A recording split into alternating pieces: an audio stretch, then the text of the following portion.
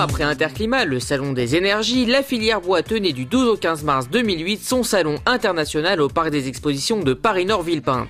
Créé en 1961, Expo Bois réunit tous les 2 ans les acteurs de ce matériau qui, depuis la prise de conscience collective pour l'environnement, connaît un engouement sans précédent. Autour du bois, c'est une immense palette de métiers qui était concernée par l'événement, des machines pour la première ou la deuxième transformation, en passant par l'outillage pour artisans et par les logiciels informatiques dédiés à la menuiserie. Tous les aspects du travail du bois avaient leur solution à Expo Bois. Charpentiers, ébénistes, menuisiers et industriels pouvaient donc découvrir des machines de plus en plus perfectionnées. Très épaté par les nouveautés qu'il y avait en outillage.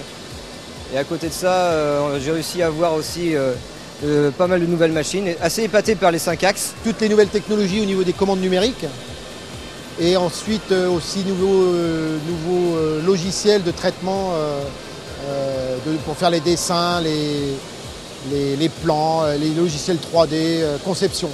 Les capacités de certaines machines, là on en apprend beaucoup quand même. Au-delà des professionnels présents sur le salon, l'équipe de la lettre du recruteur BTP a croisé beaucoup de jeunes étudiants dans les métiers du bois, mais également des passionnés par ce matériau hors du commun.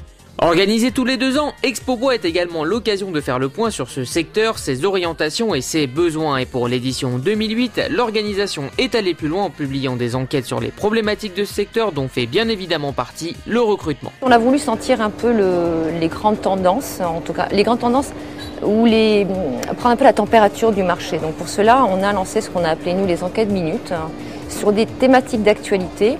La première a été sur les reprises d'entreprises, qui est une problématique aujourd'hui d'actualité, et plus particulièrement dans le domaine artisanat.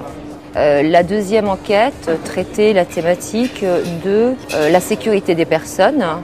Et la troisième enquête, le recrutement dans la filière bois, les besoins des industriels. Cette étude, qui regroupe les témoignages de 425 professionnels représentatifs de l'ensemble des secteurs de la filière bois, révèle que plus de la moitié des professionnels recherchent un ou plusieurs collaborateurs. Ils expliquent ces besoins par le développement du volume d'affaires et d'activités ou encore par le remplacement d'un collaborateur sur le départ, mais également par la recherche de nouvelles compétences. La compétence et l'expérience est d'ailleurs au centre des attentes des recruteurs qui réclament au moins 2 ans d'expérience en moyenne pour leurs candidats. Ces conclusions n'étonnent pas Jean-Vincent Boussiquet, président du CNTB, syndicat national pour le développement du bois. Il est clair qu'aujourd'hui, la demande des différents publics se fait ressentir très favorablement pour le matériau bois. Les artisans, les entreprises ne peuvent pas répondre à cette demande. Donc, on est un petit peu en décalage. Et il nous faut absolument recruter.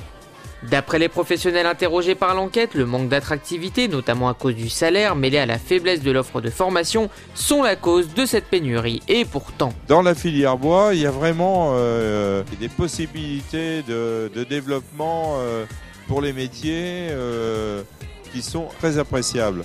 Et moi, je pense surtout au personnel féminin, c'est-à-dire aujourd'hui, les femmes peuvent nous rejoindre dans nos métiers parce que bon, ce sont des matériaux qui sont faciles à mettre en œuvre, qui sont pas très lourds et on a besoin aussi de beaucoup de finition dans nos métiers, de la maison ossature bois, et je pense que aujourd'hui les femmes ont toute leur place. Des femmes, il y en avait beaucoup dans cette Expo Bois, notamment dans le domaine commercial, car au-delà d'une vitrine technologique, ce salon est une occasion d'accumuler les signatures. Ce sont quand même des gens intéressés qui viennent, des gens qui sont à la recherche d'un besoin, qui savent de quoi ils parlent et ce qu'ils recherchent.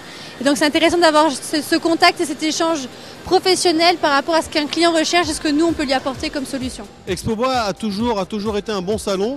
C'est un salon de professionnels, c'est un salon de gens qui sont issus du métier du bois et qui viennent effectivement chercher du conseil, voir les machines en même temps parce qu'on peut les présenter, prendre le temps de discuter et évidemment faire des affaires parce qu'il y a toujours des coûts, des prix un peu promo pour les salons. Le bois a encore de longs jours devant lui, donc oui, le bois reste quand même un produit dont on va parler pendant encore longtemps. Conférences pointues, animations sur le thème du bois, informations sur le secteur, cette Expo Bois aura été une édition utile et festive qui a donné pleine satisfaction aux visiteurs. Avec l'intérêt croissant du grand public pour la construction en bois, l'association Bois et Bâtiments devrait réussir à attirer des jeunes dans les régions qui n'ont pas de véritable tradition des métiers du bois. Réponse en 2010 pour la prochaine édition d'Expo Bois.